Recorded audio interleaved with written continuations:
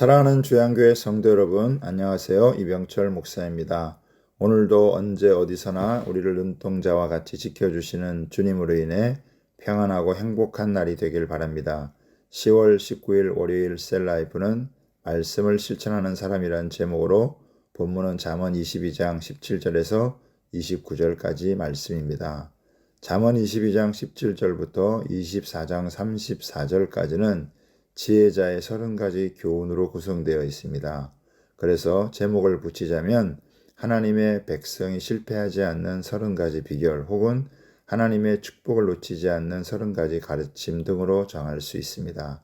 여기에 나오는 30개의 가르침은 어떻게 하면 하나님의 백성들이 하나님의 말씀에서 벗어나지 않고 끝까지 지켜서 축복된 삶을 살 수 있는지를 가르쳐주는 내용입니다. 오늘은 6가지 가르침을 살펴보겠습니다. 첫 번째는 하나님의 말씀을 붙잡아야 한다는 것입니다. 17절에서 21절은 암송하면 아주 좋은 말씀입니다. 너는 귀를 기울여 지혜 있는 자의 말을 들으며 내 지식에 마음을 둘지어다. 이것을 내 속에 보존하며 내 입술 위에 함께 있게 함이 아름다우니라.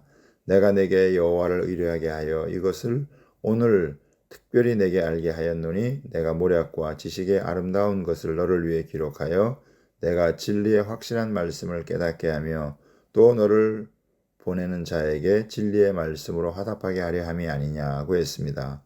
먼저 너는 귀를 기울여 지혜 있는 자의 말을 들으라는 권고로 시작합니다. 그 가르침들은 지혜자들의 명언이나 말씀으로 불리지만 내 지식으로 언급되기도 합니다. 배우는 이가 가르침들을 마음에 두어야 하는 이유는 그 가르침들이 삶의 아름다운 결과들을 낼 것이기 때문입니다. 그러기 위해서는 이 가르침들을 마음에 담아 보존하여 내면화해서 필요할 때 즉시 말로 표현될 수 있어야 합니다. 이 가르침은 2가지 목적을 갖고 있는데 가장 중요한 첫 번째 목적은 배우는 이로 하여금 여호와를 의뢰하게 하는 것이고, 두 번째는 배우는 이로 하여금 진리를 알게 하고 그것을 정직하게 확실하게 말하게 하려는 것입니다. 두 번째는 약한 자의 것을 빼앗지 말라는 것입니다. 22절, 23절에는 약한 자를 약하다고 탈취하지 말고 곤고한 자를 성문에서 압제하지 말라. 대저 여호와께서 신원하여 주시고 또 노력하는 자의 생명을 빼앗으시리라 고 했습니다. 약한 자는 자신을 스스로 지킬 힘이 없는 사람이기 때문에 있는 것마저 힘 있는 자들에게 빼앗기기가 쉽습니다. 그런데 하나님은 약한 자의 것을 절대로 빼앗지 말라고 합니다. 하나님은 약한 자를 통해서 내 믿음을 시험해 보시기 때문입니다. 만약 힘 있는 악한 자들이 약한 사람이 스스로 지킬 힘이 없다고 해서 그들의 것을 탈취하면 하나님은 도리어 약한 자들을 노력하는 자들의 생명을 빼앗을 것이라고 합니다. 악한 자들이 성문에서 공고한 자들을 압제하면 여호와께서 압제자들의 송사를 맡아 항상 승소하실 것입니다. 가난한 자와 압제받는 자를 이용하는 것은 결코 현명한 일이 아닙니다. 세 번째는 화를 조심하라는 것입니다. 24절, 25절에는 노를 품는 자와 사귀지 말며 울분한 자와 동행하지 말지니라. 그 행위를 본받아서 내 영혼을 올무에 빠질까 두려움이라고 했습니다. 노를 품는 자나 울분한 자란 화를 쉽게 내는 사람입니다. 이런 사람은 위험한 상태에 있는 사람입니다. 화는 전염성이 강합니다. 그래서 화를 내는 사람과 가까이 하면 자신도 그런 행위를 본받아서 다른 사람에게 화를 내게 됩니다. 이것은 자신의 영혼을 치명적인 올무에 빠지게 만들어 비참한 결절을 가져옵니다. 네 번째는 보증을 서지 말라는 것입니다. 26절, 27절입니다. 너는 사람과 더불어 손을 잡지 말며 남의 빚에 보증을 서지 말라.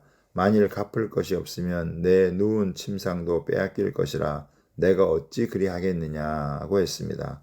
잠언서의 도처에서 남의 빚에 보증을 서지 말 것은 경고하고 있습니다. 결국에는 대출금을 갚을 때가 이를 것이고 갚을 것이 없으면 채권자가 당신이 누운 침상까지 빼앗아 갈 것입니다. 그때에 당신은 무일푼이 되고 말 것입니다. 다섯 번째는 선조의 지계석을 옮기지 말라는 것입니다. 28절에 내 선조가 세운 옛 지계석을 옮기지 말지니라고 했습니다. 가족 소유의 지계석을 옮기는 것은 사기나 야만적인 몰수로 그 소유지를 빼앗는 것입니다.